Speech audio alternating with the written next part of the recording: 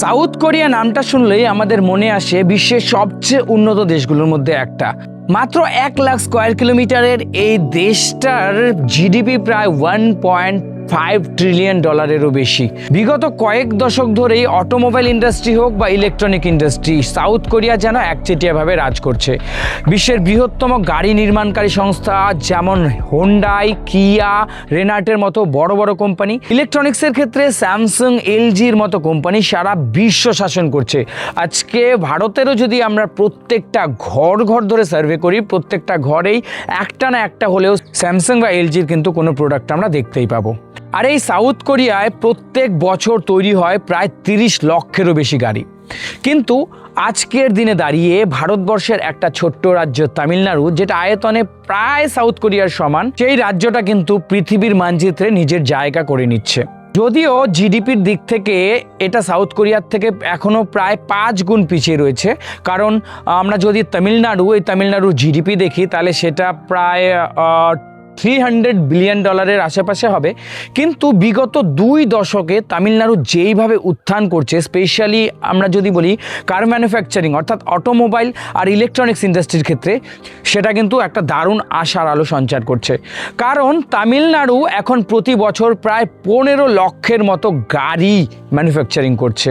Hyundai, Ford, BMW, রেনাল্টের মতো কোম্পানিগুলো কিন্তু আজকাল তামিলনাড়ুকে তাদের ম্যানুফ্যাকচারিং হাব হিসেবে বেছে নিয়েছে। ইলেকট্রনিক্সের ক্ষেত্রেও কিন্তু তামিলনাড়ু এখন দারুণভাবে প্রোগ্রেস করছে। বিশ্বের বৃহত্তম ইলেকট্রনিক্স ম্যানুফ্যাকচারিং যেটা রয়েছে ফক্সকন, সেটাও কিন্তু তামিলনাড়ুতে এখন নিজেদের প্রোডাক্ট কিন্তু প্রডিউস করছে।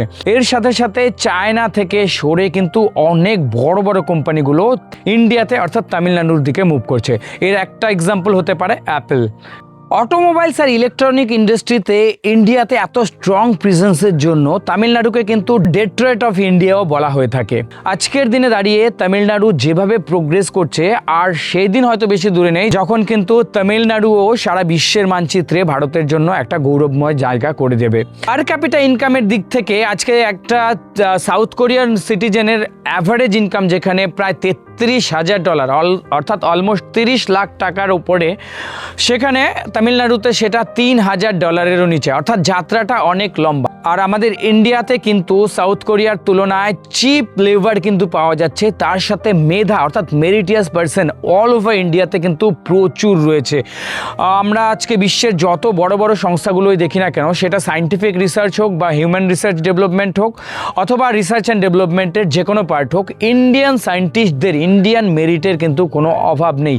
আজকের জায়গায় দাঁড়িয়ে আমরা এটা আশা করতেই পারি সেই দিন আর দূরে নয় যে ভারতবর্ষ কিন্তু ম্যানুফ্যাকচারিং হাবের দিক দিয়েও, ম্যানুফ্যাকচারিংয়ের ক্ষেত্রেও কিন্তু সারা বিশ্বকে দাপিয়ে বেড়াবে। ব্যাস এখানে আমাদের কিছু ইন্টারনাল ব্যারিয়ার রয়েছে, তার মধ্যে সবচেয়ে স্ট্রং ব্যারিয়ার হচ্ছে পলিটিক্যাল ব্যারিয়ার, যেটাকে কিন্তু আমাদের ওভারকাম করাটা বাকি। আর অন্যান্য দিক থেকে কিন্তু ভারতবর্ষ ঠিক দারুণভাবে এগিয়ে যাচ্ছে ভবিষ্যতের দিকে, একটা উজ্জ্বল ভবিষ্যতের দিকে।